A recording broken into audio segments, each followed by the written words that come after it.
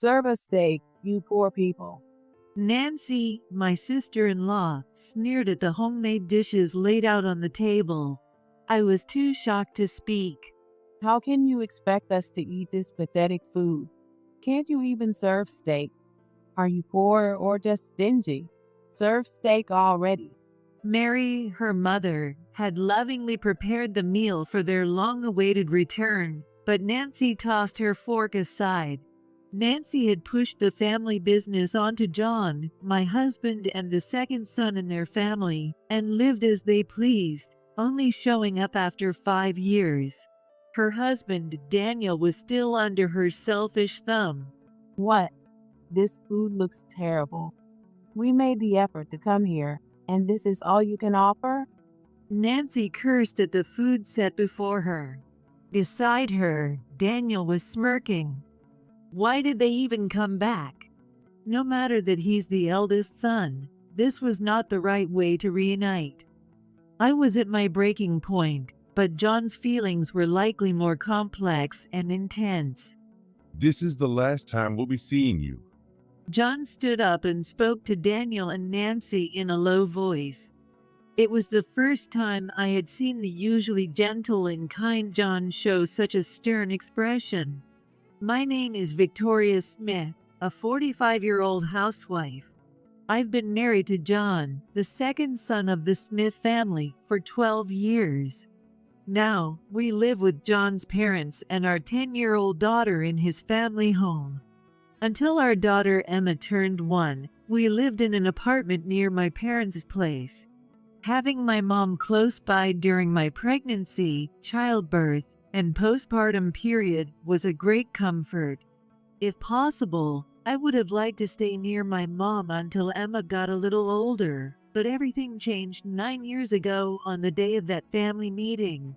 I mentioned it beforehand, but today we're going to talk about the future of this house. It was Nancy, Daniel's wife, who brought it up in a tone that suggested she found it bothersome. Nancy, with her flashy clothes, makeup, and way of speaking, looks much younger than me.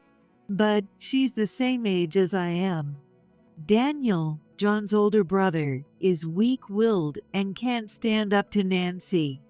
Yet, he always acts tough towards his parents, Mary and Kevin, and my husband John.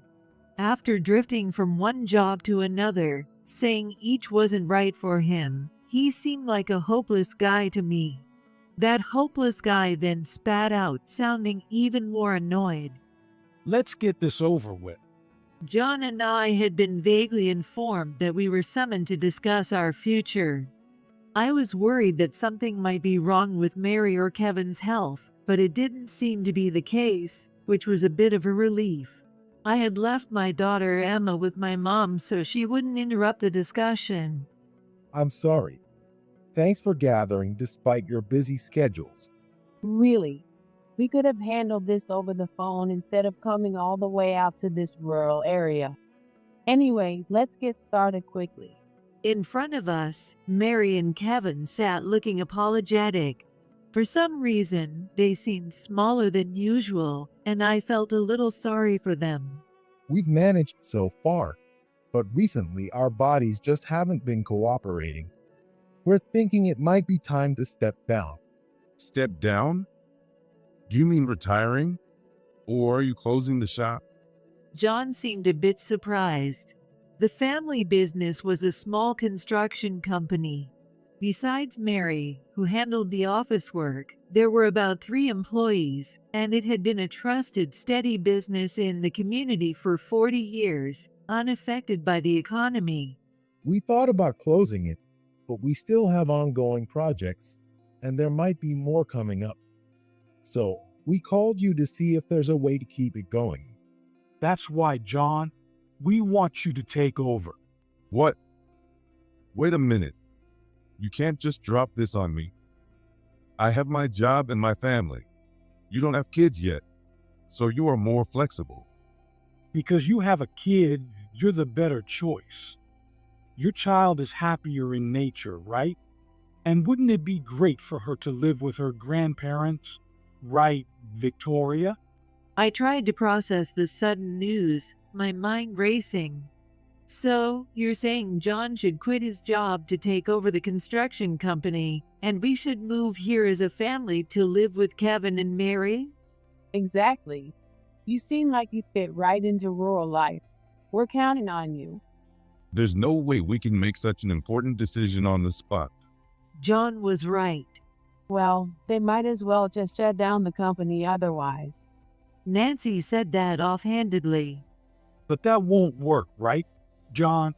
Consider our parents' feelings and take this on willingly. But there is the option of you guys taking over the business, right, Daniel? No, Nancy, being a city girl, can't handle living out here. And if Mom and Dad get sick, there will be caregiving responsibilities too. I clearly remember feeling sickened by how they talked about their parents as if they were a burden. During my pregnancy, Mary and Kevin frequently sent fresh vegetables from the countryside, and when Emma was born, they rushed over to hold her lovingly. So, seeing them now, looking apologetic and downcast, made my heart ache. Please let us think about it on our own for a while. It didn't take long for us to decide to live together after that day. We moved far from my parents, and John changed jobs for us to live together with Mary and Kevin.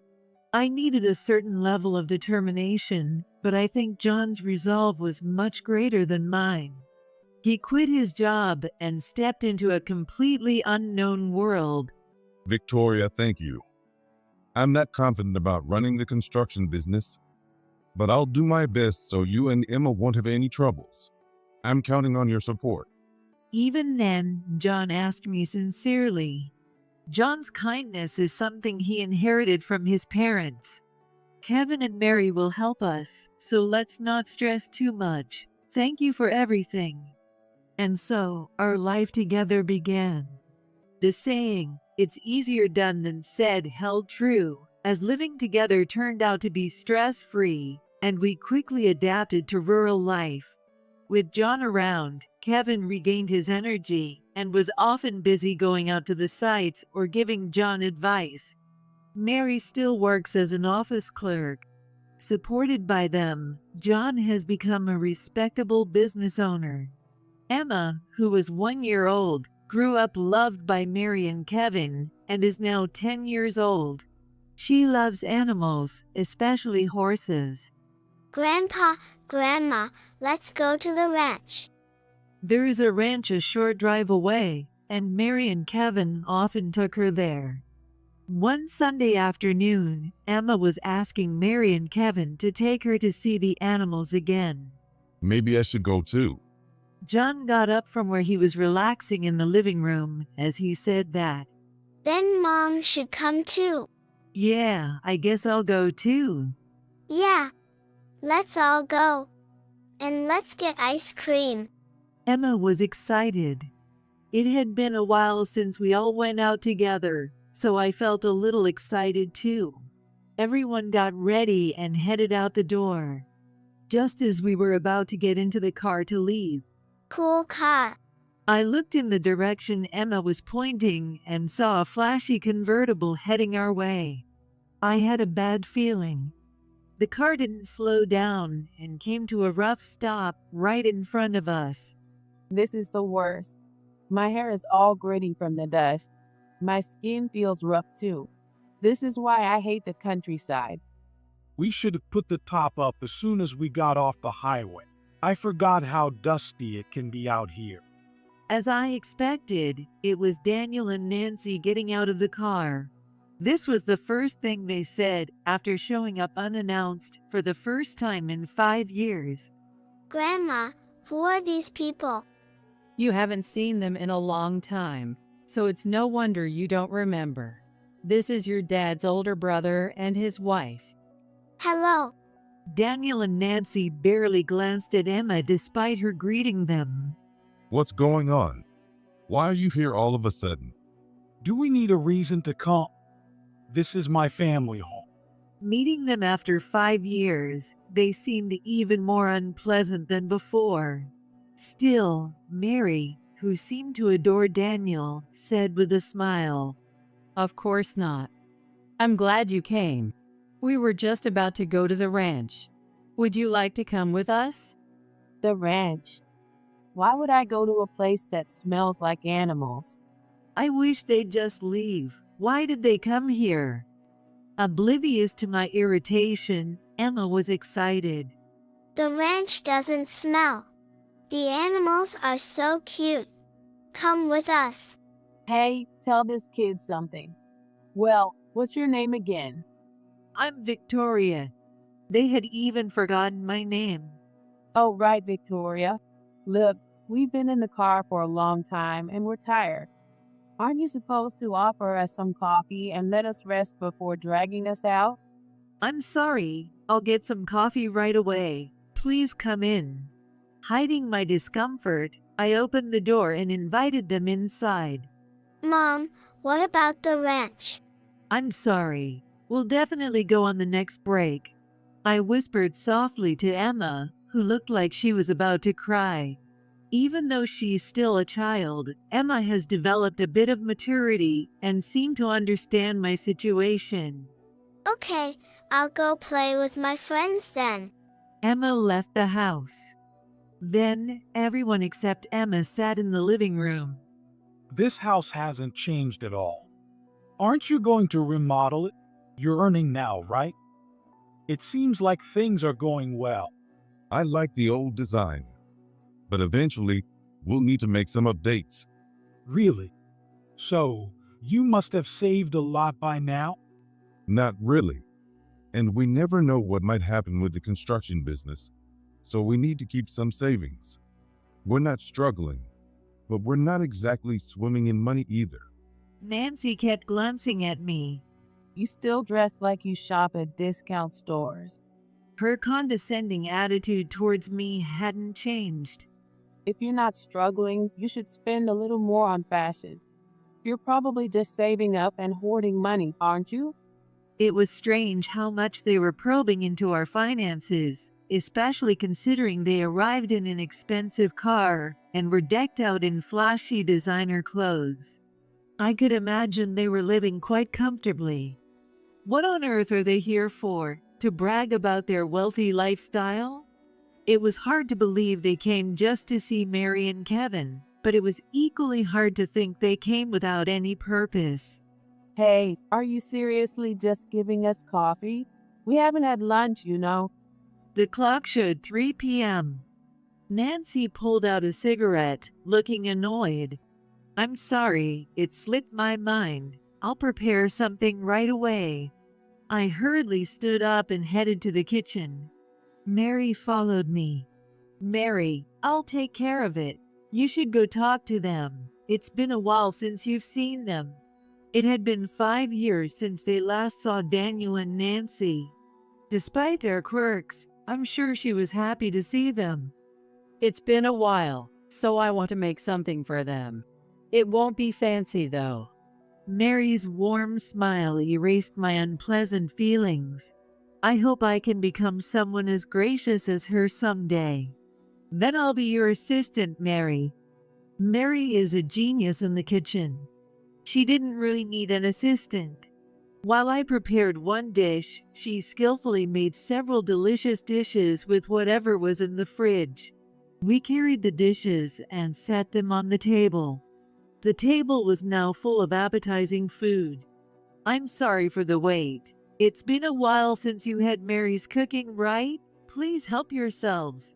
However, Nancy didn't hide her displeasure and tossed the fork aside. What? This food looks terrible.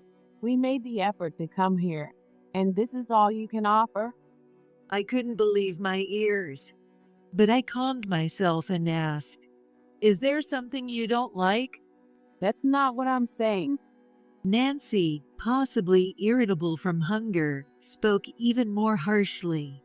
The food might not be fancy, but Mary made it with love. How can she say such things? I was filled with sadness and anger. So, what do you mean? Serve us steak, you poor people. I was too shocked to speak. How can you expect us to eat this pathetic food? Can you even serve steak? Are you poor or just stingy? Serve steak already. Daniel just watched Nancy's outrageous behavior with a grin. I was at my breaking point.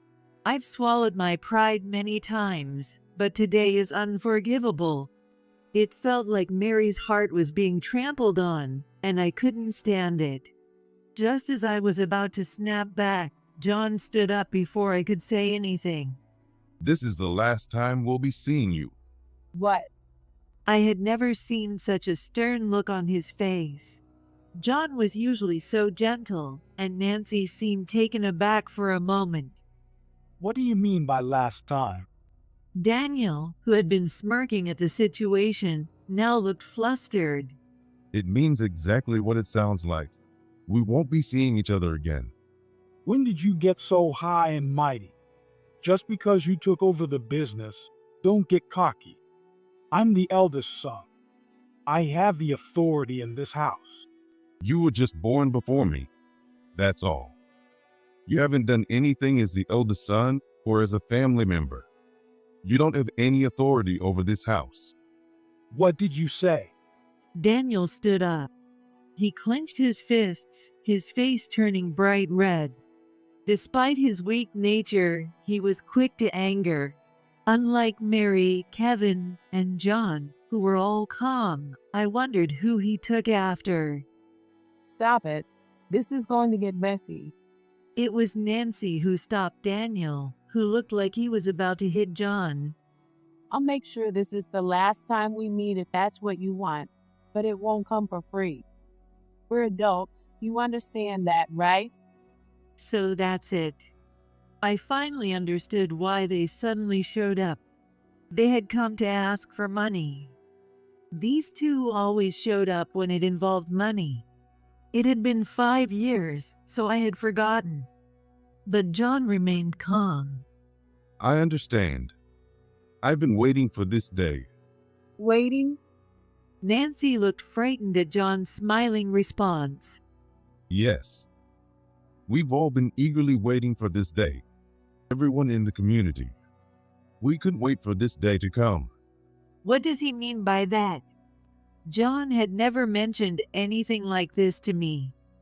What are you talking about? Have you lost your mind? In contrast to John's calm demeanor, Nancy was losing her composure. I'm glad you came sooner than expected. Honestly, I felt bad keeping everyone in the community waiting any longer. So you're saying we've been keeping everyone here waiting? I don't get it. Explain what you mean. Nancy was panicking, unable to understand what was being said. Do you have any idea what he's talking about? No, nothing. No, you should have an idea. Here you are. John pulled a stack of papers from a drawer and handed it to the bewildered Daniel and Nancy. What? What is this? You'll understand when you look at it. Daniel's face turned pale as he flipped through the stack, realizing what it was. You understand now, right? Don't tell me these don't look familiar. What? What is all this? I have no idea. Daniel's eyes darted around, and sweat was pouring down his forehead. John began reading the contents of the papers aloud. George, $5,000. Richard, $10,000. Edward, $10,000. These are all IOUs from Daniel to his local friends and relatives. Should I read them all out? Stop it. Daniel hastily grabbed the stack of papers from John. What? Debt. You have debts here too. Let me see. Nancy snatched the stack of papers from Daniel, who had just grabbed them from John, and began examining each one. $5,000, $10,000, $3,000. What is this? What the hell is this? It's all the money Daniel borrowed. The total is over $100,000. What? You've got to be kidding me. Why did you borrow all this money? Did you lie to me? Nancy threw the stack of papers at Daniel. I had no choice. I wanted to see you happy.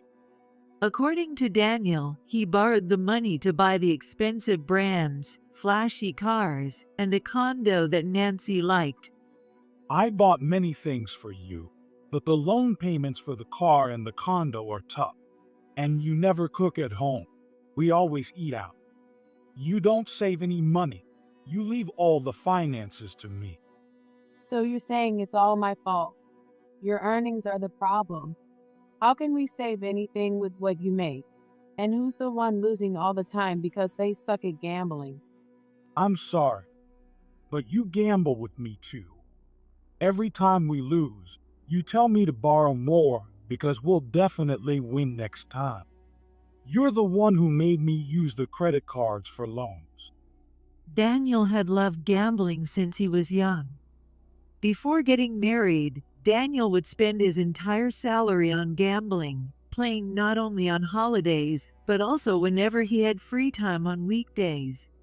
When he got engaged to Nancy, Daniel was short on funds and promised Mary and Kevin that he would be more serious from then on, so they had helped him out, as John had once told me.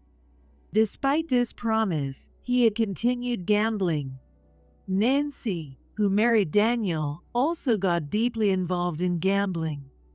They probably came here after racking up significant debt on credit cards, begging for money. Given this, it's no wonder Nancy, with her fiery personality, was so furious when their new debts were uncovered. Why are you racking up debt? You don't even have the income to pay it back. I did it all for you. I wanted to make you happy. Shut up. Stop blaming everything on me. I hadn't been told that Daniel had borrowed money from just about everyone he knew locally. John must have wanted to spare me the worry. I was surprised by this turn of events, but it wasn't surprising that Daniel and Nancy had ended up this way. They had been living beyond their means. Why don't you calm down and have some coffee? When I suggested this, Nancy glared at me. Why are you pretending to be nice? You probably think we deserve this, don't you?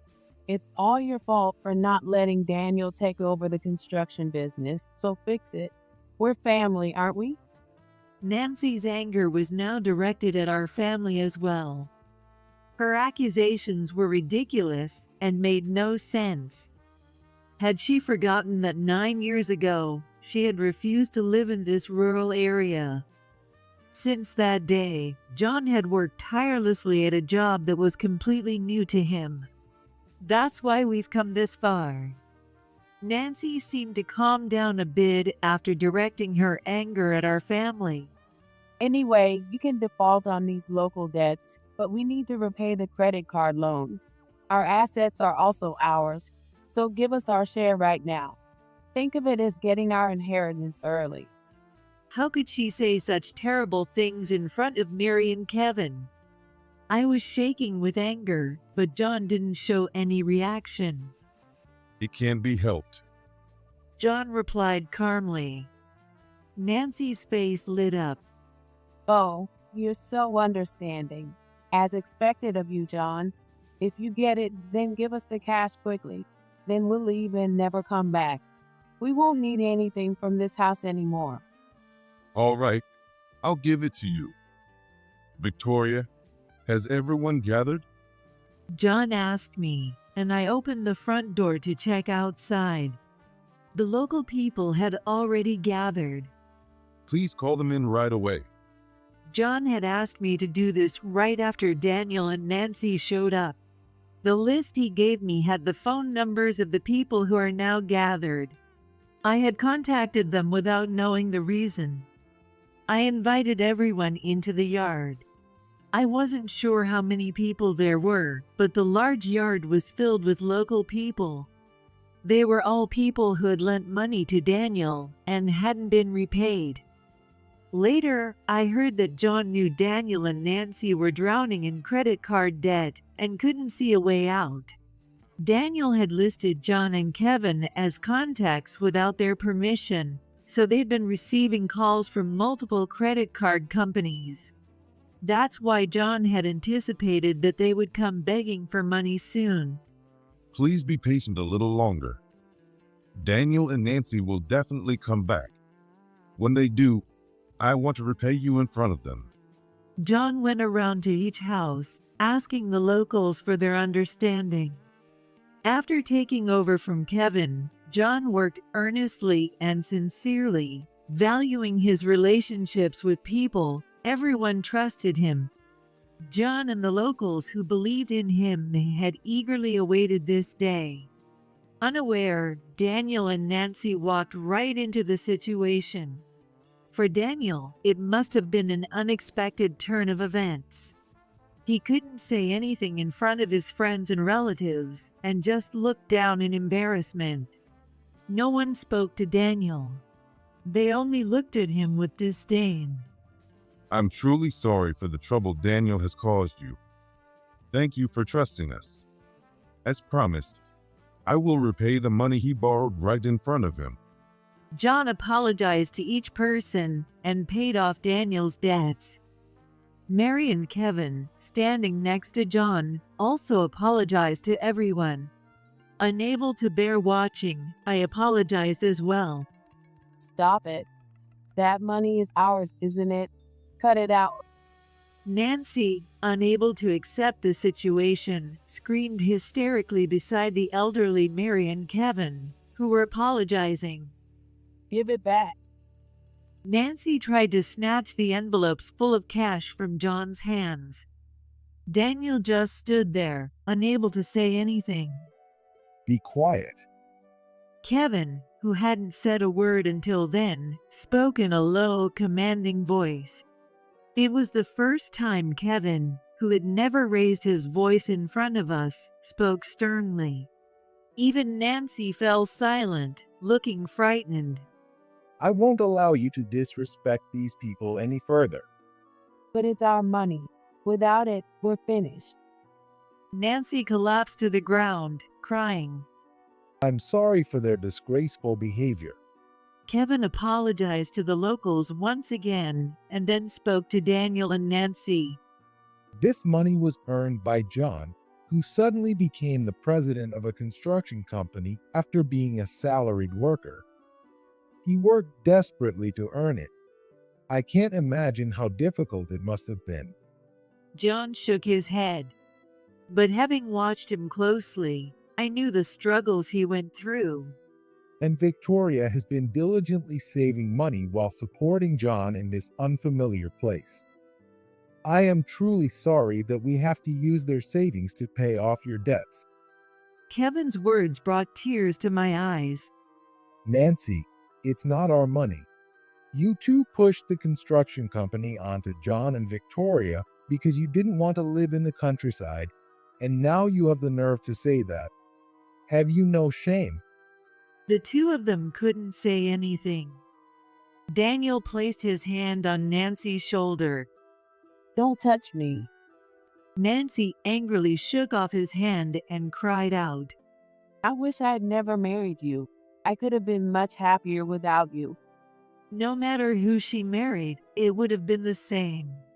She enjoyed a flashy lifestyle and the thrill of it, always wanting more money and never having enough. And she blamed someone else, never trying to change herself. Ignoring Nancy's continued crying, John finished repaying everyone who had gathered.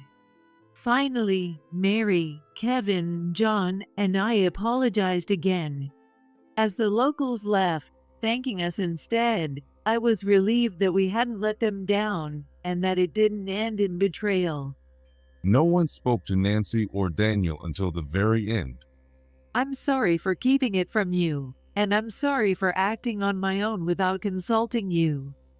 John apologized, but there was no way I could disagree with his actions this time. Once everyone left, a quiet time followed, with only Nancy's sobbing breaking the silence. John was the first to speak. We're no longer family, so don't ever come to our house again. Daniel just stood there in a daze at John's words. This is the last time. So if there's anything you want to take with you, Take it all now. I'll dispose of whatever's left of your belongings. I remembered that Daniel's childhood albums and graduation certificates were still in the room upstairs. Thinking about how Mary had carefully preserved them pained me, but when I saw the untouched food left on the table, my feelings quickly turned cold. I don't want them to visit ever again. I want them to take everything and leave no trace behind so that we can't even remember their existence. These people were no longer family. I felt sorry for Mary, but I didn't want them to leave anything behind. Please pack everything into this. Take everything, leaving nothing behind, so you have no reason to come back. Daniel snatched the large bag I handed him and went upstairs. After a while, he came down, dragging his belongings, and silently helped Nancy to her feet, heading toward the door. As she walked, Nancy glanced into the paper bag. She was checking to see if there was anything valuable inside. That was so typical of Nancy. What's the point of taking this stuff back? It's worthless. What are we going to do now? I'll figure something out. Let's just go home. You can't fix this, which is why we came here. What are we going to do? Were they still planning to argue? I didn't care, but I wished they would do it after they left. At 5 p.m., Emma came home. Hi. Oh, I'm so hungry. Her bright demeanor lightened the mood. Wow. Look at this feast. It looks delicious. She was delighted to see the untouched food we had prepared for Daniel and Nancy. The same food that Nancy had insulted as pathetic now made Emma's eyes sparkle. We'll reheat it and enjoy it together as a family of 5 once they're gone. Are Uncle and Auntie leaving already? Emma looked disappointed. They have to go because they have something to do. I answered on behalf of Daniel and Nancy, who said nothing. I wanted to go to the ranch with them. Daniel and Nancy left without looking back at Emma's words. Later, Daniel and Nancy continued to take out more credit card loans to repay their existing ones. And they spent their days gambling, dreaming of a big win. But there was no such reversal, and when they found themselves in dire straits, Daniel shamelessly tried to borrow money from his local friends again. It was amazing he even dared to ask. No one would lend money to Daniel, who had lost everyone's trust. By that time, he no longer had any friends. With no one to help them, they defaulted on their condo loan and had to give it up. Naturally, they also lost the flashy convertible to repay their debts and eventually declared bankruptcy. We learned they were admitted for addiction treatment when the hospital called us. Unable to pay their hospital bills, the hospital contacted John to request payment. They had listed John as the guarantor. Even at this stage, they were still causing trouble. Of course, John had no obligation to pay. He informed the hospital that he had no knowledge of this, and that they must have listed him without his permission, refusing to pay the bill. What happened to them when they couldn't pay their hospital bills, we don't know, and we don't want to know. They are no longer part of our lives. A year has passed since that ordeal. It turns out John has a talent for being a business owner. The construction company continues to grow. The number of employees has increased, and Kevin, far from retiring, is more enthusiastic than ever. With Mary's help, I've been entrusted with the office work. I was worried about Mary. She had to cut ties with Daniel and Nancy in such a manner. She must be hurt. But thankfully, she seems to be doing well. She helps around the house and occasionally assists me with my work. She complains about having more to do than before, but she seems to enjoy it. Our days are busy, but filled with laughter. Today is a day off, so let's all go out. Yes, Where do you want to go? the ranch. Mary squints her eyes with a smile. Emma really loves animals. All right. I'll quickly make some lunch, so please wait a bit. Grandma's lunch. Yeah, John is probably still enjoying a lazy Sunday morning. These simple holidays are truly a joy. Grandpa, let's play cards while we wait. All right. But I won't go easy on you, so be ready. I won't go easy either, Grandpa. I'm not going to lose. I can hear the laughter of Emma and Kevin. I go to wake up John and help Mary with making lunch. May this happiness last forever. I made this wish as I put on my apron.